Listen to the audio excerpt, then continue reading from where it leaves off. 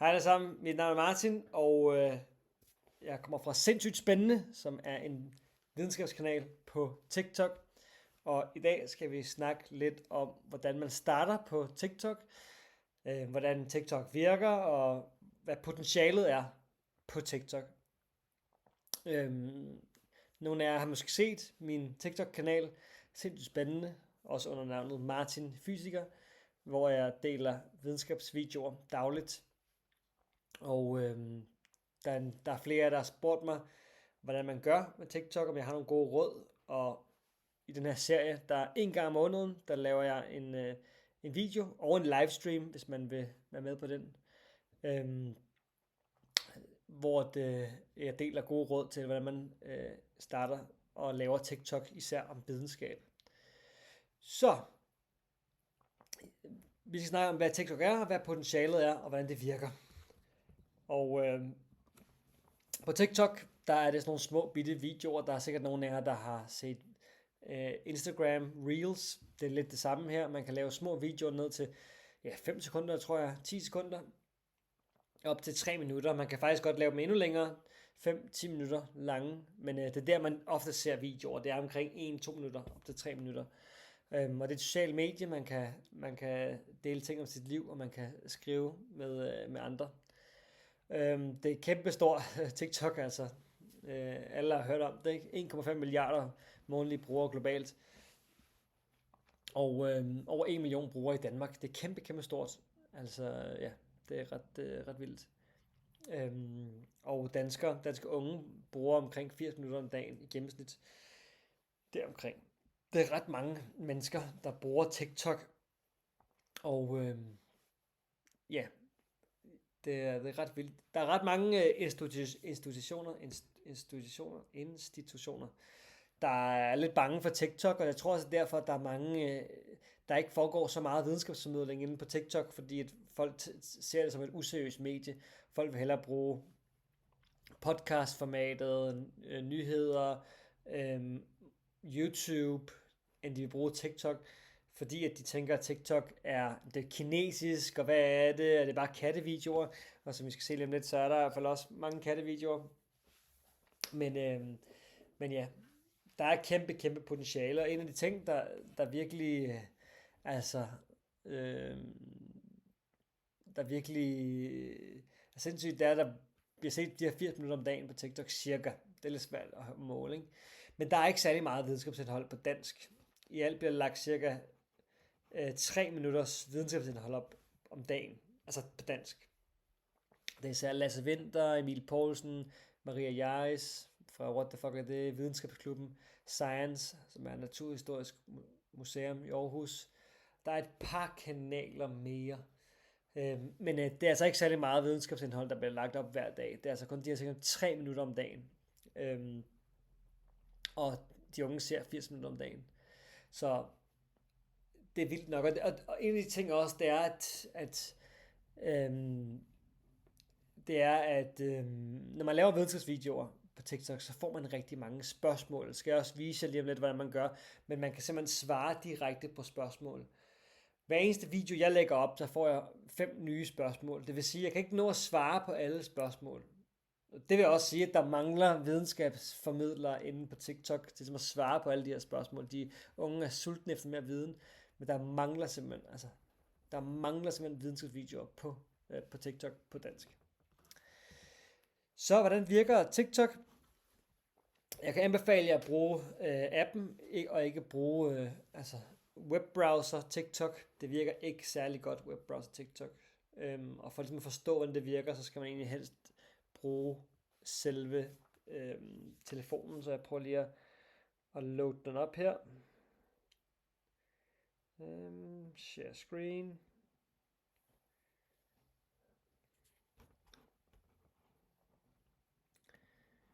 Sådan her. Prøv lige at afslutte her.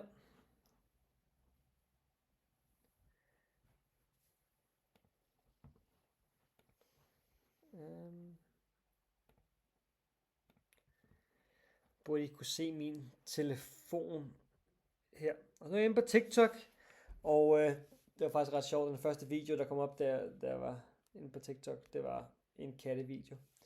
Men nu er vi inde på min profil her, og det man kan se, det er bare en endless scroll her, ikke? Så nu scroller jeg med min hånd, I kan se, jeg scroller på telefonen, og så, ja, så scroller man altså bare ud af. Og hvis der er en video, man godt kan lide, lad os sige, at jeg godt kan lide den her video, jamen så kan man bare like den, dobbeltklik på skærmen, eller trykke like. Og så er der en masse kommentarer, hvor man kan skrive sin kommentar. Man kan dele og sådan noget. Og det er egentlig bare det, der gør. Det er den såkaldte For You-page, som man kan se heroppe. Så det der med TikTok, det er, at man får altså bare rigtig meget indhold lige op i ansigtet. Og det er ikke sikkert, at man følger alt det. Altså alt det, man ser her, det følger jeg faktisk ikke.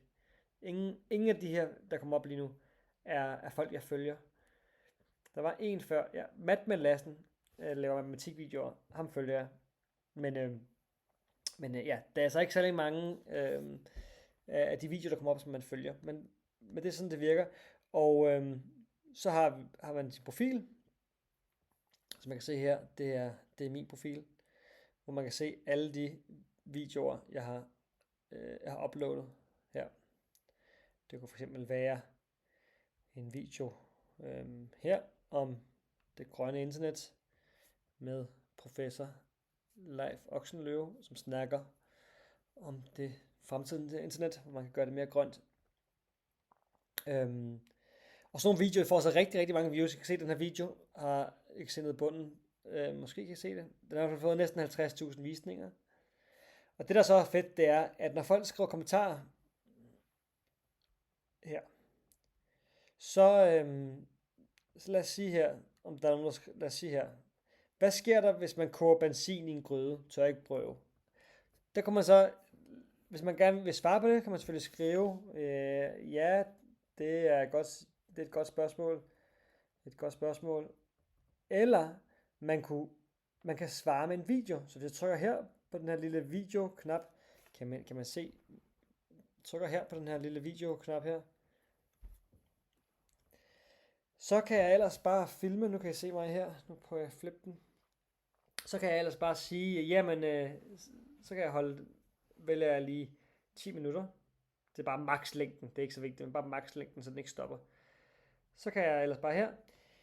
Jamen det der sker, når du koger benzin i en gryde, det er, at kogepunktet for benzin ikke er det samme som det for vand, og så videre og så videre. Og så kan man se her, at jeg kan filme.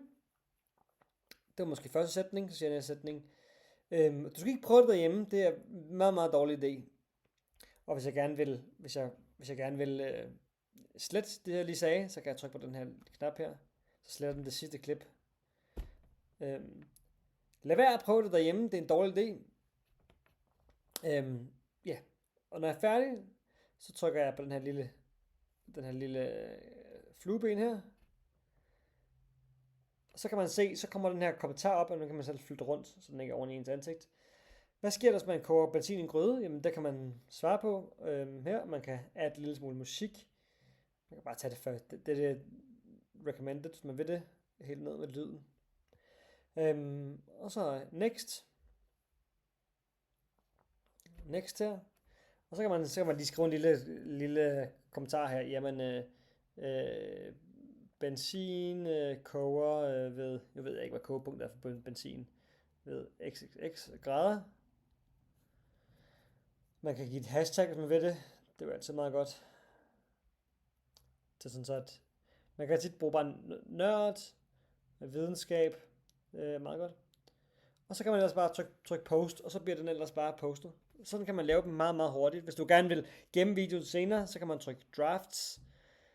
Det kan vi prøve at se her, trykke drafts. Så ligger den herinde i drafts. Der kan man se, jeg har allerede nogle drafts, der ligger. Kan I se her. Hvis nu det er den her, jeg lige har lavet, så trykker jeg her på den igen, og så ligger den klar igen, og så kan jeg ellers bare gøre klar til at uploade.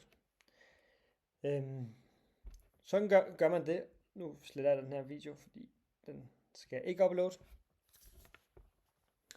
Men det er basically det. Og en ting, som er værd at have med, det er, at det er meget, meget... Man behøver ikke lægge så meget redigering i det. Det fede er her, at man bare kan gå ind, og så kan man bare lave en video, man kan bare filme sit ansigt helt op i krydderen på sig selv, og så kan man sige, jamen, hvis nu der sidder en kemiker derude, så synes jeg med. Jeg er kemiker, og jeg elsker at blande ting sammen. Spørg mig om whatever. Og så kan folk stille kemispørgsmål, så kan man forklare, bare ved at filme og sende det op. Ja, et stort problem er selvfølgelig, at på de fleste universiteter, der har man ikke lov at have TikTok på sin telefon. Så det er selvfølgelig en lille udfordring. Men ja, det er egentlig det. Hvis I har nogle spørgsmål, så er I velkommen til at enten skrive en kommentar her på YouTube, eller skrive til mig på LinkedIn, eller på TikTok. Det. Hvis I gerne vil se, hvordan et universitet allerede gør det, så er det. For jeg kan lige vise jer, hvis jeg tænker, det går ikke at have TikTok, hvis nu du står for universitets kommunikationsafdeling, eller en studieretning, så er der for eksempel nanoscience.dk her, som har en TikTok-kanal, som får rigtig mange views. Også selvom at jeg må nok indrømme, at der er et eller andet galt med deres views. Fordi altså, den her video har 180.000 visninger, men kun 300 likes. Jeg ved ikke helt, der er et eller andet lidt galt med den her. Men i hvert fald, der er en TikTok-kanal fra en studieretning på Københavns Universitet, som laver TikTok. Så det er et godt bevis på, at det kan lade sig gøre. Det er super, super fedt. Super fedt. Anyway, næste vidensdeling er i starten af april. Og hvis jeg har nogle spørgsmål, eller bare, altså, hvis I vil have noget sparring, så stiller jeg også gerne op, hvis jeg gerne have hjælp direkte med det, du gerne vil formidle på TikTok, så kan jeg hjælpe. Så det er egentlig det. Vi ses derude. Det har været sindssygt spændende.